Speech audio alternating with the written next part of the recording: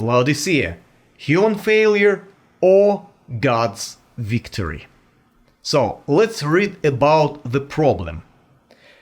Today we have to read our text again, and we should notice that Laodicea has a series of problems.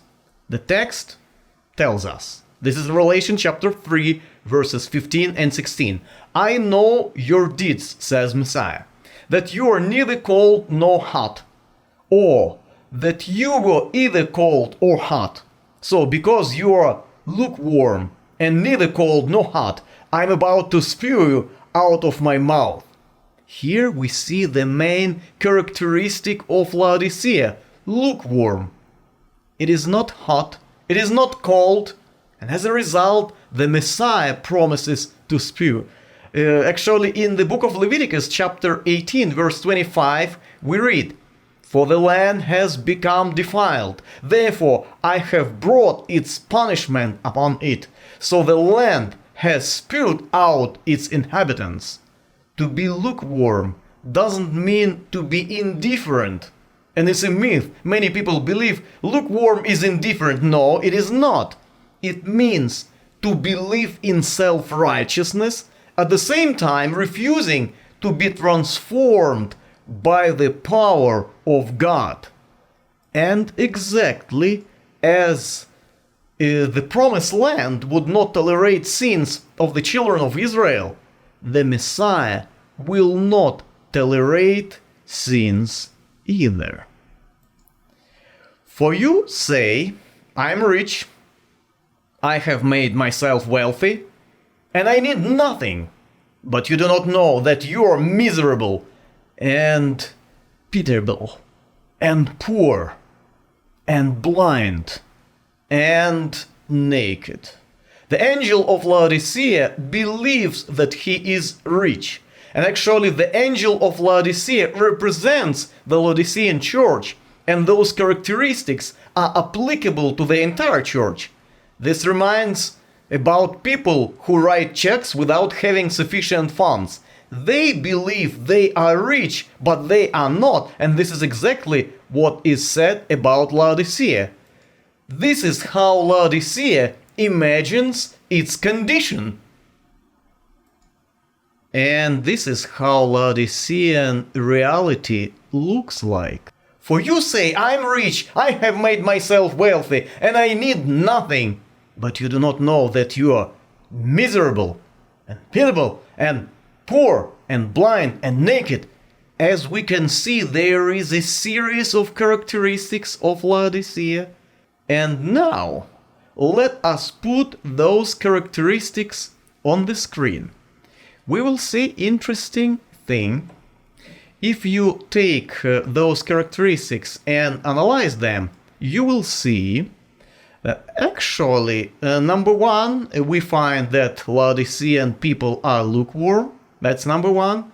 Then we see that they say we're rich. Number two. Number three, miserable. Then pitiable. 4.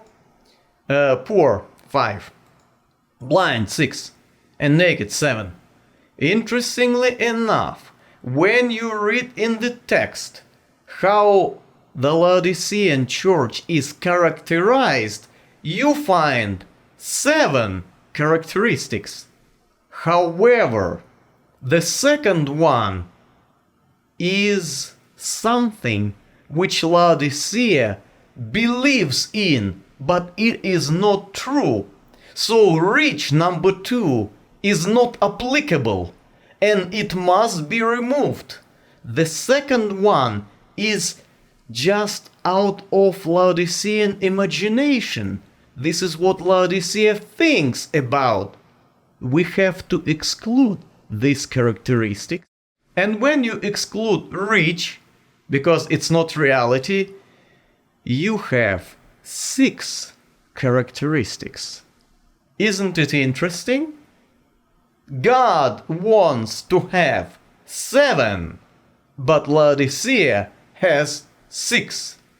Because of sins and rejection of the Messiah, Laodicea is prepared to receive the mark 666, exactly as the entire world is prepared to receive the mark of the beast.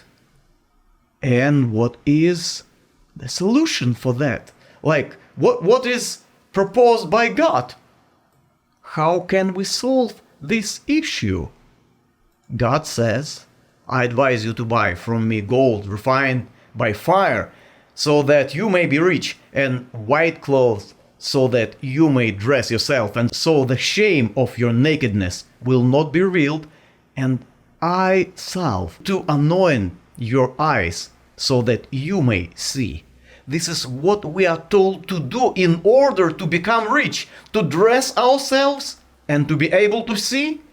In addition to that, we may and we should say that many high priests failed. Many Bible characters failed. And it would not be expectable that humans would never fail. Those humans who constitute the church, they would fail because they are still humans. Who is the one who never fails? Here is the one who overcomes. Revelation chapter 1 verses 13 and 14. In the midst of the menorot I saw one like a son of man, clothed in a robe down to his feet, with a golden belt wrapped around his chest. His head and his hair were white like wool, white like snow, and his eyes like a flame of fire. In this text we see a description of the Messiah, and again we see the lampstands or 7 churches. After that we see the description of his hair. That's number 1. And then we see the description of his eyes, number 2. Let us keep reading. I would like to show you something. Verses 15 and 16. His feet were like polished bronze, refined in a furnace, and his voice was like the roar of rushing waters. In his right hand he held 7 stars, and out of his mouth came forth a sharp two-edged sword. His face was like the sun shining at full strength.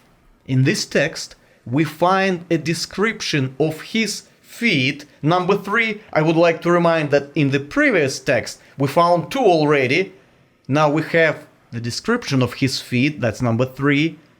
Of his voice, number 4. His right hand, number 5.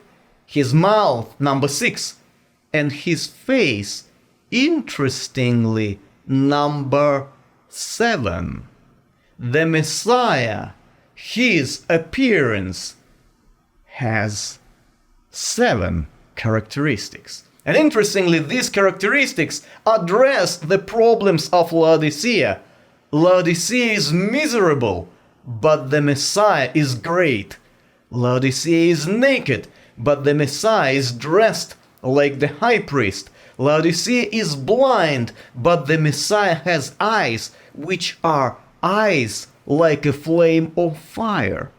Laodicea has 6 characteristics in the text, whereas the Messiah has 7. And here is our application. We should be like the Messiah. We should invite him in our lives. We should communicate with him constantly. We should be his disciples. That's why we studied the commandments of the Messiah. We studied about many things. And you may find those lectures on our website and on YouTube. Friends, the Messiah is perfect, and he is the one who has the absolute 7 in his nature. Laodicea has 6 characteristics, and they are terrible. What do we choose today? To be with the Messiah, to be with him, to be like him, or to be like wretched, poor, and miserable people? If we allow him to overcome, we will be like him.